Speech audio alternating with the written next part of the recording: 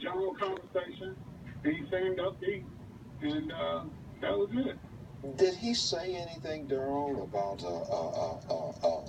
a love that went bad, a love life, or a girlfriend that went that he fell out with, or did he say anything about financial problems? She didn't mention anything. He wasn't upset. He seemed okay. I mean, it was nothing out of the ordinary. Our conversation very, very easy going. He wasn't sounding stressed. He didn't look stressed. It was just same thing I said.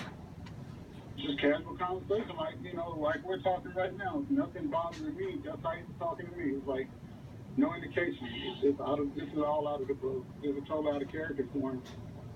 Had he ever said anything about going to shooting ranges and firing weapons and anything like that? Not around me. Not around me. No. Did you know that he did that?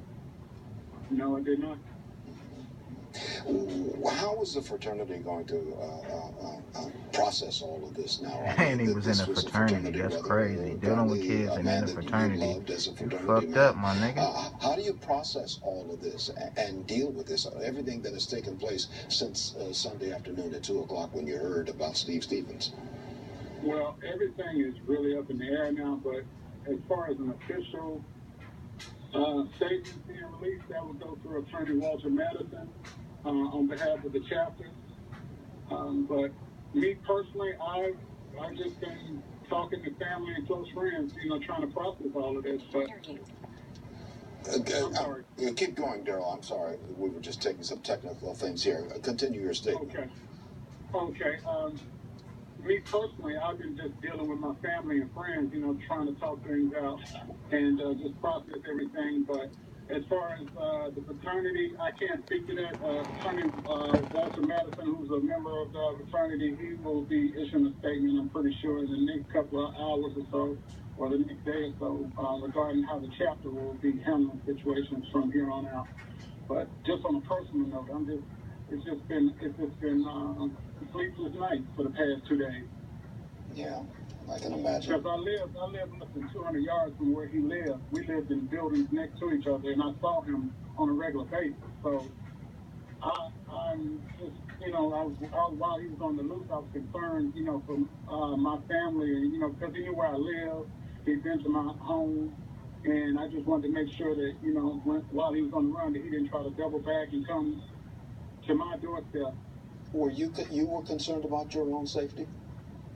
Oh, yeah. Yes, I was. Because, when somebody has had a breakdown like that, you don't know what they're capable of doing. Even though I was no threat to him, when a person's been in duress, or, there's no telling what they'll resort to, self-preservation kicks in. So I didn't fear for my safety because we didn't have any kind of negative run-ins, but if he came to my door trying to seek shelter, there was no way I was going to have him in my home, putting myself and my family in danger.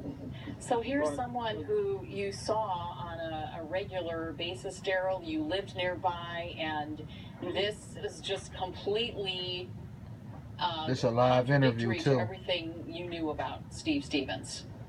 He was a very unassuming person. If you had him in a room, he would be probably the last person you picked up you think that would resort to something like this. Something had to push him over the edge. Something or someone. And unfortunately, we may never know because the secret ended with him. And we just don't know. We can only speculate. And that's the sad part about it. We'll never get to know. But I do know that this was totally, what happened Sunday was totally out of character for the man I knew, and that the person I interacted with on a regular basis. I'm sorry. I'm just at a loss of words. This is good. You live in Twinsburg, correct? No, I live in Euclid. I live right next door to where he lives. He lives in Euclid. Well, he had an apartment in the building next to mine. Oh, at some time earlier. Yeah. Yeah. So I would see him all the time. How long have you known him? I first met him when I moved to Cleveland in 2014. I've only been here a couple of years. I moved here from New York. What was it about him where, other than being a fraternity member, that made you close to him, close enough to go out socially or to go fishing or whatever with him? I mean, we had that interest. You know, I'm from the South originally, and he just loved to fish. And I said, me too. And then we just started talking from there. I mean, besides fraternity, you know, that both of us had a passion for going fishing.